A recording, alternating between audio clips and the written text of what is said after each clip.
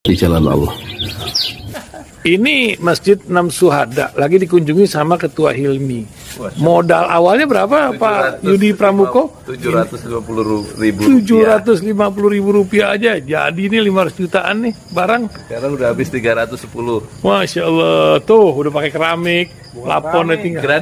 Granit tuh kayak marmer. Tuh, Masya Allah nih, sampai juga kita ke sini.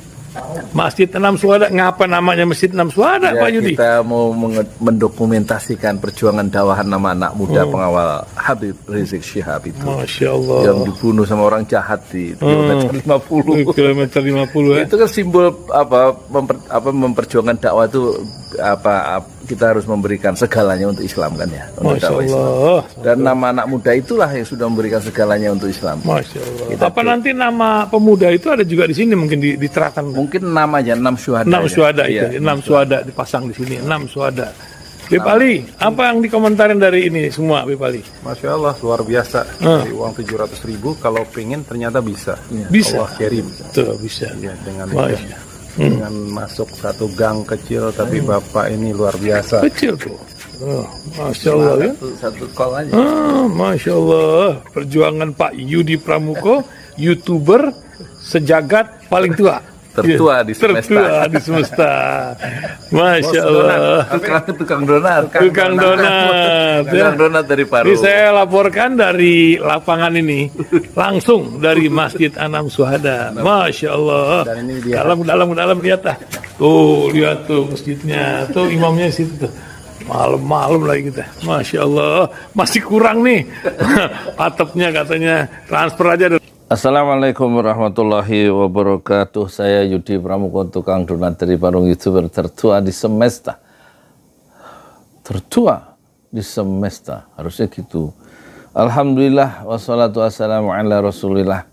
Selamat pagi, selamat siang. Pagi sih, bisa sholat subuh barusan. Selamat pagi untuk penonton di 5 benua. Udah pada sholat belum? Maksudnya sholat subuh berjamaah ya, usahakanlah itu. Masih hidup di dunia ya, usahakanlah untuk jaga sholat subuh berjamaah. Saya mau komentari soal klaim hak cipta semalam atau sore kemarin saya mereaksi video Deddy Corbuzier waktu dia narasumbernya Noe Leto, anaknya MH Ainun Najib. Dan bagus ya, yang nonton kalau nggak salah udah lebih hampir 1 juta itu, belum 24 jam. Agak unik memang pikiran-pikirannya itu, cemerlang lah ya, pikiran siapa itu, si Noe ya, Noe siapa sih, Noe Leto ya, grupnya Leto, kenapa nggak dia terusin saya nggak tahu. Yang tentang cahaya itu, lagunya itu yang enak itu loh. Jadi saya review terus saya muat kena klaim hak cipta ya. Sudah saya duga kena klaim hak cipta. Dan ini yang mau saya persoalkan ya. Kena klaim hak cipta itu nggak hanya dari Corbuzier. Waktu saya nyuplik videonya Baim sekitar 15 detik apa 30 detik kena klaim hak cipta juga. Tapi sebelumnya waktu saya nyuplik caknun.com waktu dia klarifikasi tentang Jokowi itu Firaun, itu kan heboh waktu itu, kena klaim hak cipta juga. Jadi terus saya heran kenapa sih orang-orang ini masih mengidap di kepalanya itu mengikuti pola kapitalisme global itu, pikiran-pikiran para kapitalis itu yang selalu hak cipta itu. Ya kok bolehlah hak cipta, tapi kalau untuk YouTube tuh ya kalau dicuplik direaksi 1 jam tuh ya nggak usah pakai hak cipta lah. Kenapa sih? Orang dia juga sudah dapat uang rezeki dengan AdSense, dengan yang banyak nonton itu kan. Jadi jangan khawatir kalau video itu disebarkan. Kayaknya sepertinya nggak ridho gitu ya, nggak rela kalau karya dia itu diambil orang, disebarkan orang gitu, seperti saya. Jadi seolah-olah dia harus juga dapat bagian dari kerja keras dia menciptakan podcast, menciptakan YouTube itu. Ya. Pertanyaannya, apakah ini sesuai dengan Islam ya? Apakah ini sesuai dengan tradisi Islam ya? Bahwa kita menyebarkan padahal kita nggak mencuri kan ya, menyebarkan aja karya orang itu untuk sebenarnya untuk kesenangan kita pribadi dan juga untuk melakukan edukasi terhadap orang lain, karena YouTube itu, video itu kita anggap bernilai ya.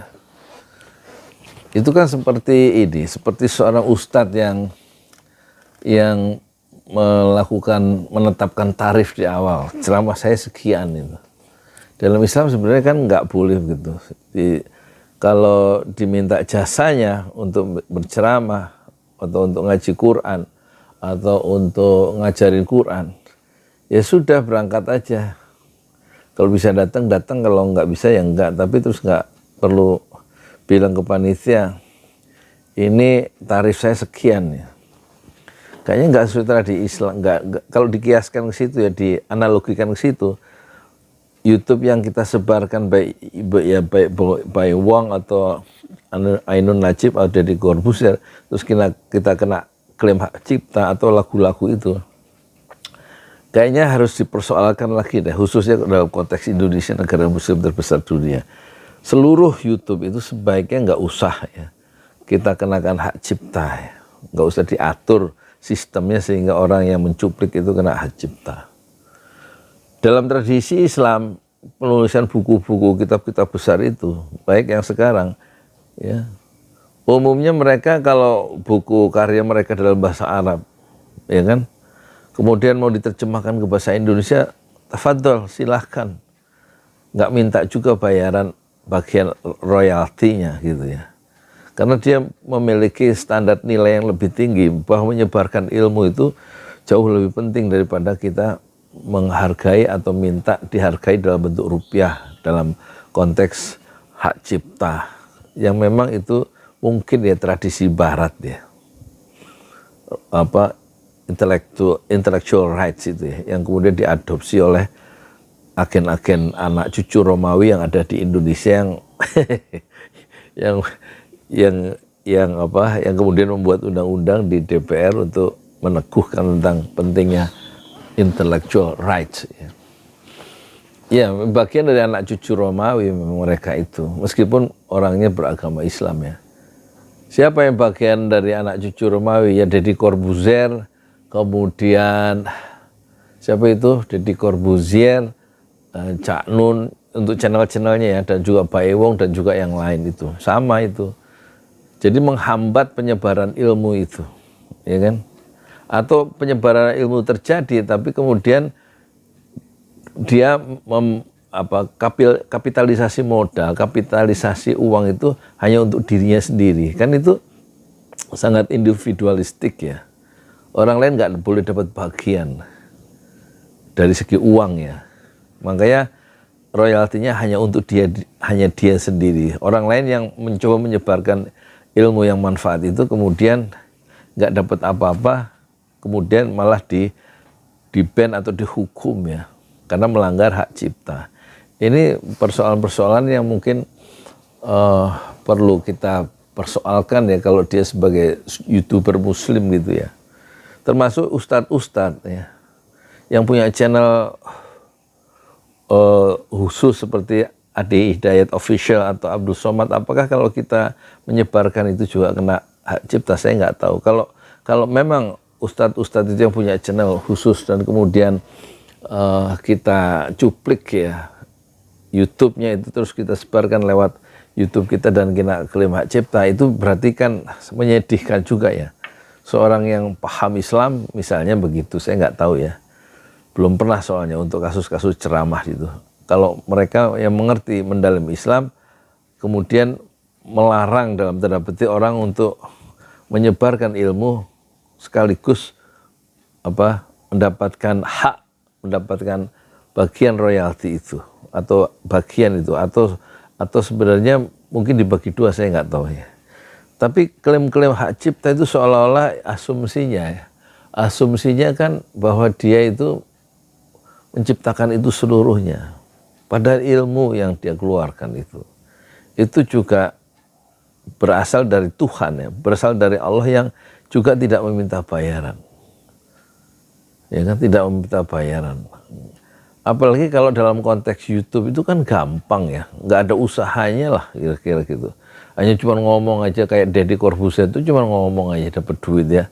Itu ilmu yang Allah anugerahkan tuh juga nggak, Deddy Corbuzier juga selalu dapat ilmu yang gratis dari Allah sehingga dia bisa mendapatkan viewers yang banyak karena ucapan-ucapannya. Ya kan?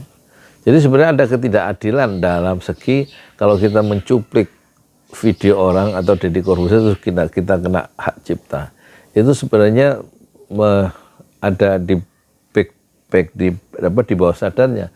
Dia sebenarnya menganut faham yang sangat individualistik ya, bahwa semua keuntungan finansial itu harus untuk dirinya sendiri dan orang tidak boleh menikmati itu karena inilah hasil kerja keras saya. Padahal dalam Islam hadza min fadli rabbi. Semua ini adalah karunia Allah, termasuk ilmu, termasuk pengalaman hidup, termasuk kemampuan kita menyebarkan ya ucapan-ucapan kita atau pengalaman hidup kita melalui YouTube. Semuanya itu hadza min fadli rabbi. Semua itu karunia Allah. Kenapa karunia Allah kemudian kita batasi dengan cara orang yang menyebarkan karunia Allah itu dia harus tidak bisa menikmati konsekuensi logisnya, ya kan? Dan semua harus kembali ke saya karena saya lah yang punya karya dari YouTube itu, ya. Ini sekedar unek-unek ya. Dan ada channel-channel kalau kita sebarkan itu seperti Rahma Sarita Realita TV itu nggak ada tuh klaim hak ciptanya. Lah itu kan bagus ya, membuat kita lebih semangat untuk menyebarkan ilmu yang bersumber dari Realita TV-nya Rahma Sarita.